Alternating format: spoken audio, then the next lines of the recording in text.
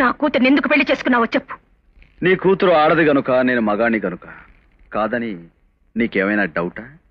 నాకున్న ఆస్తిలో, నా వెనకున్న స్టేటస్ లో, నా చుట్టూ ఉన్న ఈ సొసైటీలో నీ అంతస్తు కొలత వద్ద వేసి కొలిస్తే అరంగుళం కూడా రాని నువ్వు ఏ ధైర్యంతో నా కూతుర్ని పెళ్లి చేసుకున్నావు? కట్టిన తాళిబొట్టు కొనడానికి డబ్బుంది, కడుపు నిండా తిండి పెట్టడానికి శక్తి ఉంది, తన కడుపు పండించే మగతనం ఉంది. ఇంతకంటే ఏం కావాలి ఒక మగాడు ఆడదాన్ని పెళ్లి చేసుకోవడానికి? ఓకే, అసలు విషయానికి వస్తాను. నా కూతుర్ని మర్చిపోయి ఈ ఇంటి నుంచి వెళ్లిపోవడానికి నీకెంత డబ్బు కావాలి? కొంటావా? కొంటాను, నిన్ను కొంటాను.